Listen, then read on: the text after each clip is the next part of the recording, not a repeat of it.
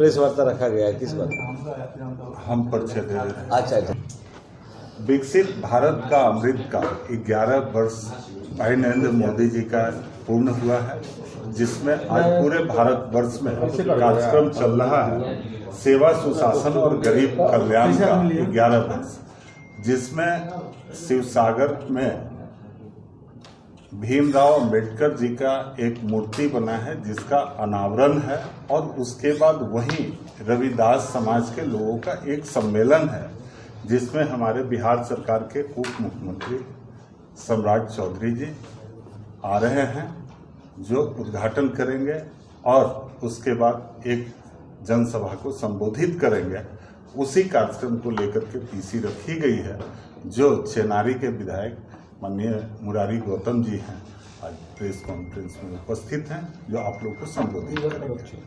माननीय, किस तरह का कार्यक्रम है, क्या है? देखिए, जैसा कि अध्यक्ष जी ने बताया, विकसित भारत और विकसित बिहार का जो संकल्प था एनडीए की और भारतीय जनता पार्टी की, निश्चित तौर पे 11 साल बेमिसाल, 11 साल में माननीय प्रधानमंत्री जी ने और बिहार में एनडीए की सरकार ने जो किया है, न भूत न भविष्य की स्थिति है। उसी क्रम में हम लोग शिवसागर में, आपने देखा होगा कि लोकसभा चुनाव के दौरान लोग संविधान लेकर के हाथ में घूमते थे कि संविधान खतरे में है, आरक्षण खतरे में है, लेकिन कभी भी आरक्षण के प्रति, संविधान के प्रति, बाबा साहब के प्रति इन लोगों ने कभी श्रद्धा नहीं रखा। उसी क्रम को हम लोग आगे बढ़ाते हुए विकसित भारत और विकसित बिहार के संकल्प को पूरा करते हुए और बाबा साहब के प्रति सच्चा श्रद्धांजलि हम लोग अर्पित करते हैं, भारतीय जनता पार्टी अर्पित करती है।